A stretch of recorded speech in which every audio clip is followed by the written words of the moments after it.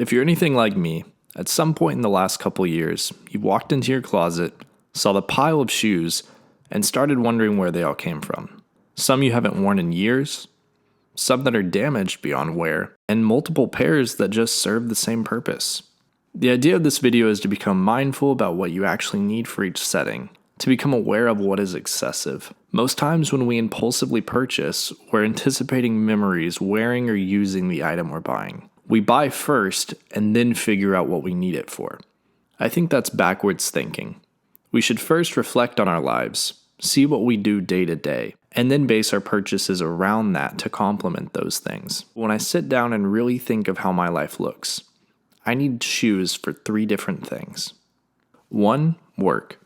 A professional setting that needs professional attire. I don't work from home all the time, I am field-based, so I do meet with clients often and I do need to look the part. The gym.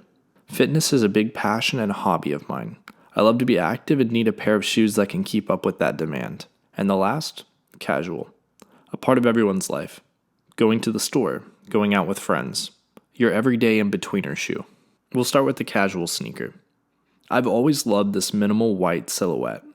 At first, I fell in love with common projects, but I didn't fall in love with the $400 price point. I started looking for alternatives, and it was extremely competitive. There's a very oversaturated market for the minimal white shoe. For the price point I was looking for, I was torn between the Thursday sneaker and the New Republic Kurt.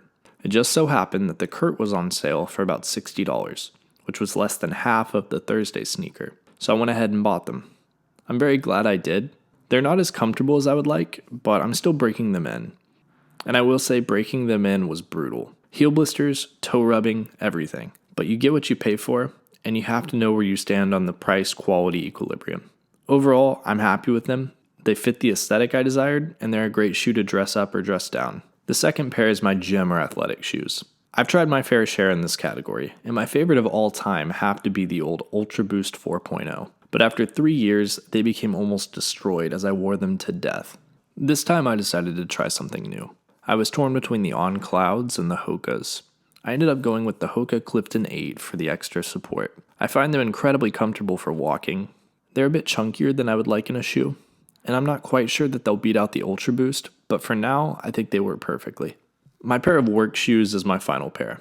For this one, it was a no-brainer for me. Once I tried my first pair of Haans, I was sold. I think this brand really recreated the definition of a dress shoe.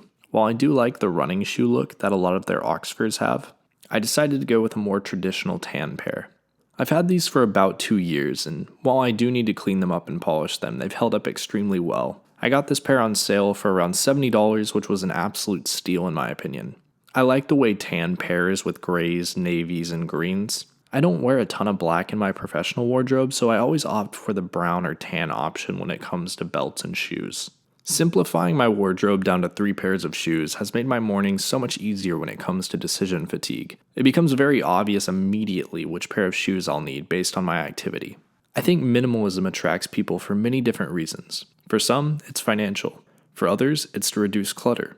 And then there's those who just want the peace of mind of a simpler life. Whichever reason minimalism initially grabbed your interest, I hope you could take something away from this video and it helps you on your path. If you did find this useful, a like and a subscribe go a long way. This channel is a passion project and I love getting to see it grow. It also inspires me to make more content. Thank you guys for watching and I'll see you on the next video.